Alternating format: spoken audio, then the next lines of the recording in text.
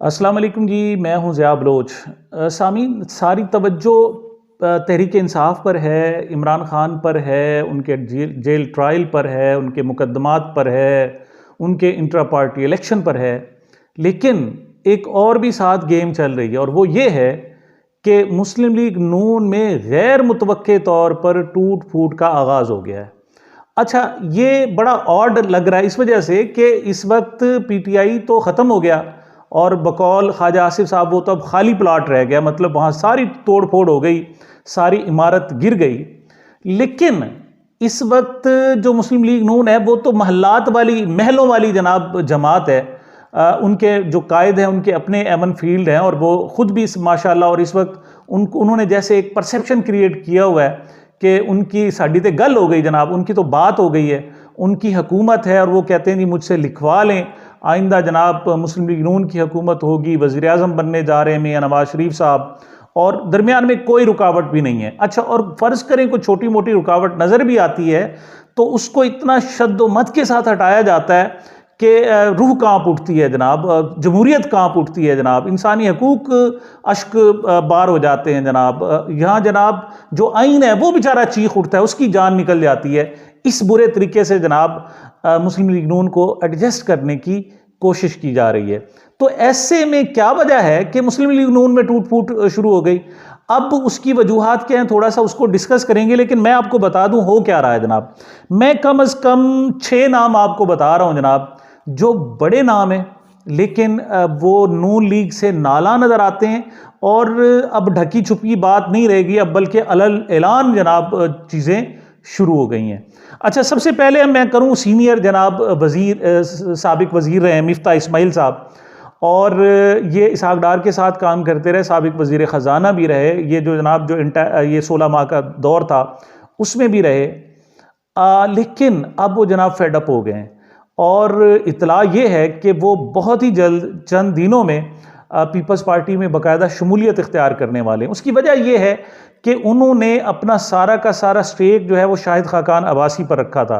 शाहिद खाकान अब्बासी साहब नई जमात बनाने के लिए जा रहे थे और लोगों का ख्याल था, उनका ख्याल भी ये था कि उसमें उन्हें जाना चाहिए। लेकिन लगता ऐसे है कि शाहिद खाकान अब्बासी साहब को कह दिया गया है कि आप ज़रा ठहर जाएं, अभी इतनी जल्दबाजी ना करें। ये नून लीग पीटीआई तो टूट फूट का शिकार है सो है, अब बड़ी जल्दी एक और भी ब्रेकेज होने वाला है, ब्रेक डाउन होने वाला है। तो उस वक्त का इंतज़ार करें और थोड़ा और मतलब इलेक्शन गुजार दें। और यही वजह है कि जनाब शाहिद खाकान अब्बासी साहब उम्मीदवार भी नहीं। तो पहले जो मैं आपको बता रहा हूँ वो ये बता रहा हूँ जनाब कि मिफ्ता इस्माइल साहब, उनकी बाकायदा अब रहनुमाओं के साथ मुँहमारी होने लगी है और वो खुलकर आकर मेन स्ट्रीम मीडिया में बात करते थे।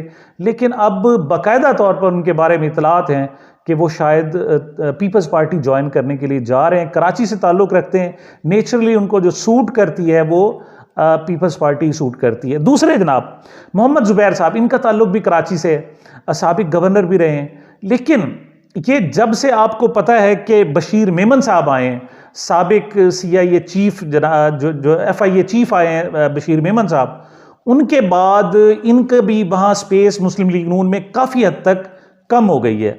और जब से वो आए एक उन्होंने बयान नहीं दिया। इवन मियां नवाज शरीफ साहब पाकिस्तान तशरीफ़ लाए, वो उनका इस्तकबाल करने तक के लिए ना आए, उनसे मुलाकात, उनको मुबारकबाद देने, सलाम दुआ करने के लिए अभी तक नहीं आए। लेकिन वो चूंकि भरम रखे हुए हैं, वो खुलकर सामने नहीं आ रहे, वरना रोज़ाना टॉक शोज़ पर बैठे होते थे। अब टॉक शोज़ भी कम कर दिए। लेकिन उनके बारे में भी इतलात हैं कि वो अपना मुस्तकबिल के हवाले से कोई शायद बड़ा फैसला करने वाले हैं। तलाल चौधरी साहब, उनको जनाब साइड लाइन कर दिया गया है। उसकी वजह क्या है? ये मतलब उनके पास वो तो इतने मतलब लोगों के साथ ज्यादतियाँ कर चुके हैं, मुख्तलिफ पार्टियों के साथ इतना फहश गोई कर चुके हैं, इतनी वो वाहियात और लुच्चरपन कर चुके हैं कि अब शायद कोई पार्टी उनको लेने के लिए तैयार भी ना हो। ये वही हैं जनाब जो तंजीम साजी फेम तलाल चौधरी साहब हैं। अब उनके बारे में है कि उनको साइडलाइन कर दिया है और वो अंदर ही अंदर चीखों पुकार कर रहे हैं और वो कह रहे हैं ये क्या कर रहे हो, क्योंकि अब हमारा फल खाने का टाइम आया था और आप हमें साइडलाइन किए जा रहे हो। तो ये तीसरे रहनुमा हैं। चौथे जनाब दानियाल अजीज़ साहब हैं। दानियाल अजीज़ साहब, आपको पता है कि मुस्लिम लीग काफ जब स्टार्ट थी, उसकी हुकूमत थी, उसमें ये नौजवान रहनुमा के तौर पर इंट्रोड्यूस हुए थे।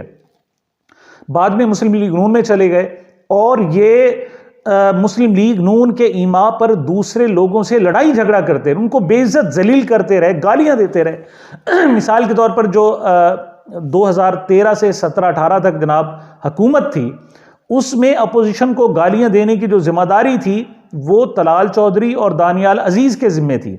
वो ऐसे बुरे तरीके से जनाब उन लोगों को स्नब करते, बल्कि बाज़ औक़ात तो ऐसा हो जाता था कि वो टीवी चैनल्स पर आते और उन एंकर्स की भी ऐसी तैसी करके रख देते थे। मिसाल के तौर पर उन्होंने काशिफ अब्बासी साहब के साथ बड़ी बदतमीज़ी की थी।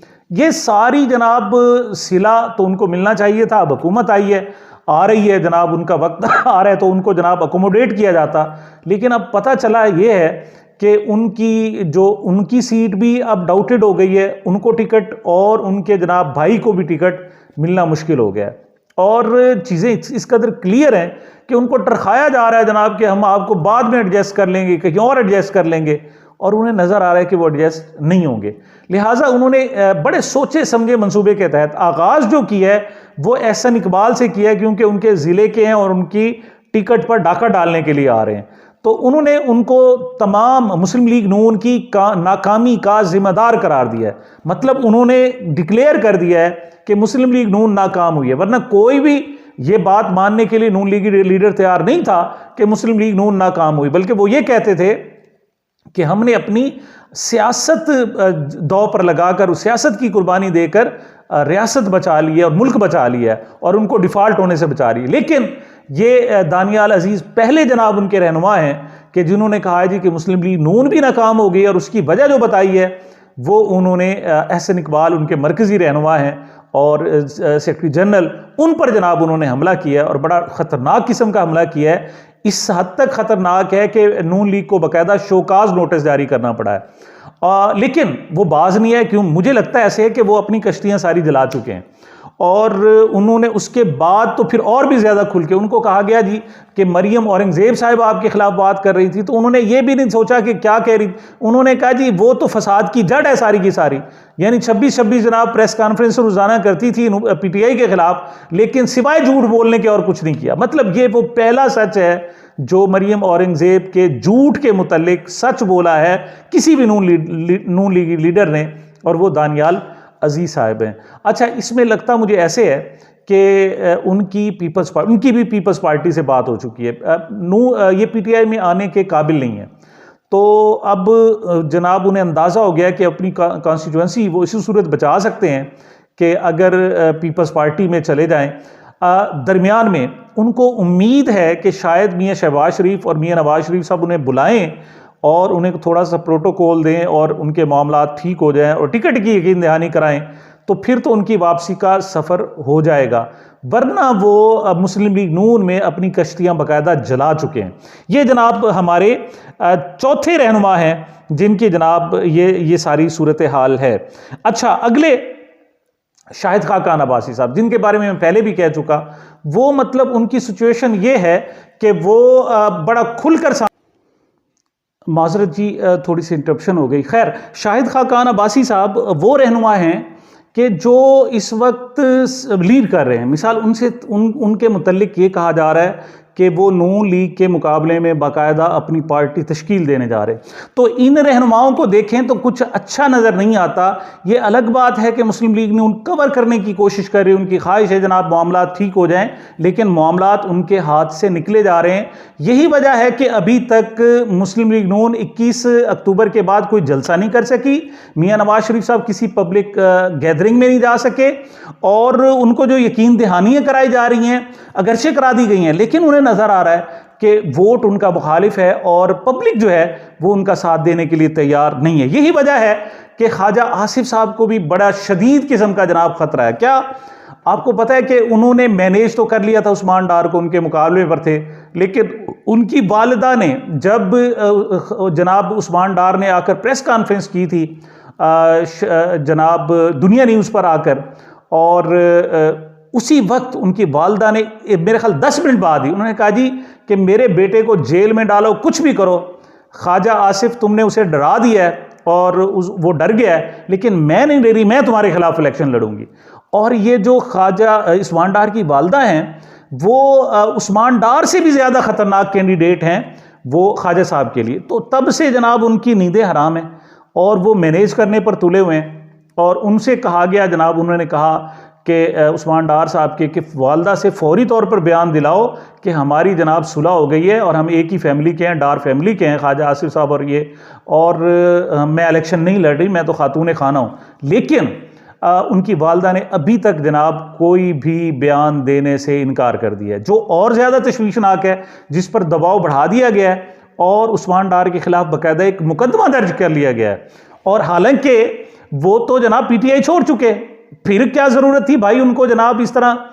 तो उन पर मुकदमा जो है वो भी बड़ा दिलचस्प है। वो ये है जनाब कि उन्होंने सियालकोट की स्ट्रीट लाइट्स आकर उतार ली हैं, चोरी कर ली हैं, चोरी का मुकदमा हुआ है। और जो चोरी का मुकदमा है वो एंटी करप्शन ने दर्ज किया है। और एंटी करप्शन के बारे में आपको बताऊं कि ताज़ा जनाब पंजाब हुकूमत ने अहकामात दिए हैं कि एंटी करप्शन का कोई भी मुकदमा पंजाब हुकूमत यानी सूबाई हुकूमत और वज़ीर आला पंजाब की पेशगी मंजूरी के बगैर नहीं हो सकेगा।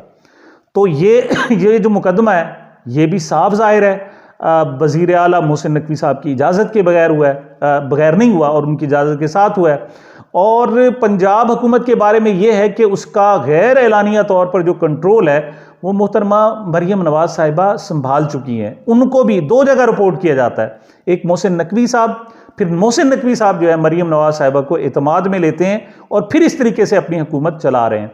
तो ये जो मुकदमा हुआ है वो साफ ज़ाहिर मरियम नवाज़ की मंजूरी के साथ हुआ है कि अब उस्मान डार के ख़िलाफ़ मुकदमा किया जाए। और अगर वो फिर भी नहीं मानता, तो उनकी वालदा नहीं मानती, तो शुनीद यही है कि जल्द ही कोई इसी किस्म का मुकदमा उनकी 80-86 साला वालदा पर भी दर्ज कर दिया जाएगा। ये वही वालदा हैं जिनके बारे में पुलिस गई थी और उसने कहा था जी कि अपने बेटे को प्रोड्यूस करो वरना तुम्हारे साथ ज्यादती की, रेप की धमकियां दी थी जनाब। तो वही खातून जनाब वो दर्ज सर बन गई है। और ख्वाजा आसिफ ने एक ट्वीट करते हुए कहा था कि जो पीटीआई है जनाब वो तो खाली प्लाट रह गया। और उन्होंने गौहर अली खान जो नए चेयरमैन बने हैं उनके बारे में उन्होंने कहा था जी कि खाली प्लाट की निगरानी के लिए बुजदार 2 को बिठाया गया है। तो अब ये खाली प्लाट महलों के लिए, महल्लात जो हैं उनके लिए खतरा क्यों बन गया है, ये एक अहम है। और ये आगाज़ है और तोड़ फोड़ का, नून लीग में तोड़ फोड़ का। उसकी वजह क्या है? उसकी वजह यह है कि लोगों को समझ आ गई है ये जो पकड़न पकड़ा के उधर से खींच खांच के, डरा के, धमकी दे के, मुकदमात दर्ज करा के, 200 मुकदमात इमरान खान पर दर्ज करा के, 15,000 लोग गिरफ्तार करके, 20-20 मरतबा जमानतों के बाद गिरफ्तारियां करके भी जो हुकूमत बनाई जा रही है, इस हुकूमत की जो मुद्दत है वो 1.5-2 साल से ज़्यादा नज़र नहीं आती। और जो अब इस कश्ती में सवार होगा, नून लीग की कश्ती में, वो डूबेगा और उसका जो अंजाम होगा बड़ा ख़राब होगा। यही वजह है कि लोग जो सेंसिबल लोग हैं या जिन्हें कोई और उम्मीद नज़र आ रही है वो ये कश्ती छोड़ने के लिए तैयार हैं। वो कहते हैं कि इस साल 1.5 साल और किसी तरीके से पी काट लें, कोई और इस तरह बर्दाश्त कर लें, इसमें सवार नहीं होना। इससे क्या होगा, ना सिर्फ हमारी सियासत जाएगी बल्कि हमारी जो औलादों की सियासत है वो भी ख़त्म हो जाएगी। तो सामीन, ये मेरी अब तक की गुजारिशात थी। मुझे, मेरे चैनल को अपनी मोहब्बतों और दुआओं में याद रखिएगा। मिलते हैं छोटे से वक्फे के बाद।